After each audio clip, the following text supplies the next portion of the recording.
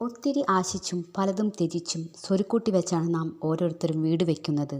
അങ്ങനെയൊരുക്കിയ വീടിനുള്ളിൽ ഒരു മൃതദേഹം കണ്ടെത്തിയതിൽ ഞെട്ടലിലും സങ്കടത്തോടെയും വിതുമ്പുകയാണ് ഒരു വീട്ടമ്മ.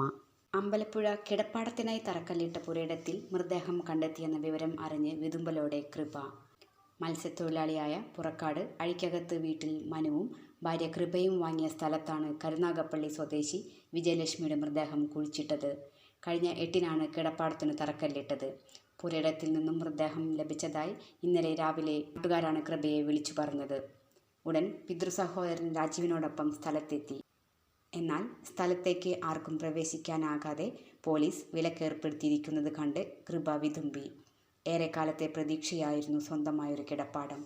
സാമ്പത്തിക പ്രതിസന്ധിയിൽ വീട് വിൽക്കേണ്ടി വന്ന ശേഷം മത്സ്യത്തൊഴിലാളിയായ മനുവും ഭാര്യയും 2 മക്കളും വാടക വീട്ടിലാണ് താമസിച്ചിരുന്നത്.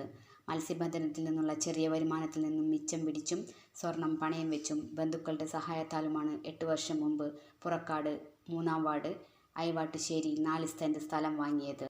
ഏറെക്കാലത്തെ പ്രതീക്ഷയ്ക്കൊടുവിൽ ഒരു സംഘടനയാണ് ഇവർക്ക് വീട് വെച്ച് നൽകാമെന്ന് ഉറപ്പ് നൽകിയത്. തുടർന്നാണ് കഴിഞ്ഞ ദിവസം പുരയിടം വൃത്തിയാക്കി വീടിന് തറക്കല്ലിട്ടത്. കേസിന്റെ തുടരന്വേഷണത്തിന്റെ പേരിൽ കിടപ്പാടമെന്ന സ്വപ്നം വൈകുമോ എന്ന ആധിയിലാണ് കൃപ.